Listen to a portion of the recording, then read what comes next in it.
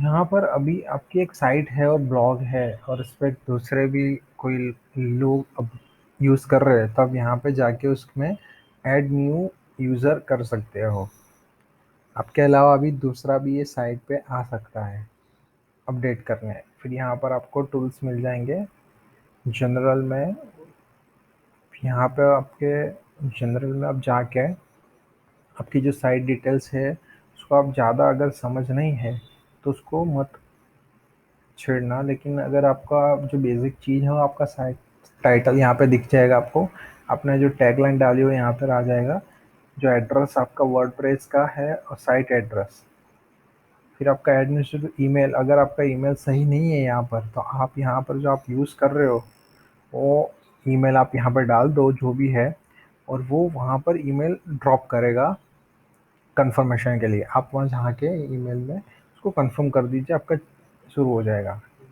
फिर यहाँ पर आता है मेंबरशिप।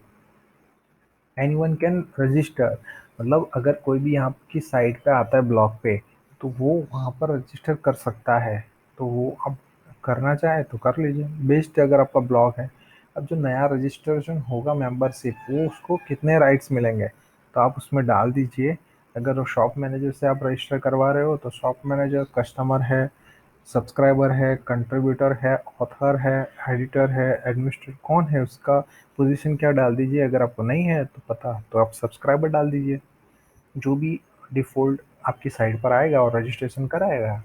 तो उसके लिए आप डाल सकते हो सब्सक्राइबर। साइट आपका लैंग्वेज आप पसंद कर लीजिए, इंग्लिश, यूनाइटेड स्टेट, आप टाइम जोन। अब ये टाइम जोन बहुत इंपॉर्टेंट है।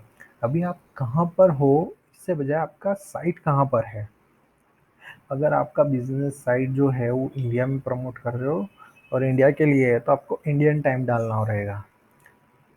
अगर आपका टाइम ये अमेरिका का है तो आपको अमेरिका का टाइम यहाँ पर एडजस्ट करना पड़ेगा। यहाँ पर डेट फॉर्मेट कुछ हो आपको एडजस्ट लग रही है वो आप डाल दीजिए, टाइम फॉर्मेट डाल दीजिए और इसको सेव चेंज कर लीजिए। ये सेव हो गया है। उसके बाद राइटिंग, ये पूरी मेल सर्वर की चीज़ है, आपको मेल सर्वर की काम की है। उसके बाद रीडिंग, भी जो इम्पोर्टेंट चीज़ है वो हेडर और फुटर जो हमने प्लगइन्स डाल दिया। अभी इसका यूज़ कब है, जब अपनी साइट बना दी। अब आपको साइट में आप कौन आ रहा है साइट पे और कब आ रहा है क्या है उसके आपको सारी डिटेल्स चाहिए एनालिटिक्स के लिए। आपको गूगल एनालिटिक्स यूज़ करना होगा। तो आप गूगल एनालिटिक्स में किस तरह से करना मैं आपको बाद में बता देता हूँ। उसमें आपका जो गूगल एनालिटिक्स में जाओगे उसका कोड आएगा, तो आपको कोड आपको आपकी साइट में इंसर्ट करना रहेगा। तो उसके लिए आप यहाँ पर आपका जो भी कोड आए वो हेडर फुटर में आप प्लगइन्स में जाके उसका जो हेड या फिर आपका फुटर है उसमें आप डाल सकते हो। तो आप पर्स ज़्यादा ट्राई कीजिए आप पेज हेडर में ही डालें। तो यहाँ पर आप जाके इसको डाल सकते हो। ठीक है।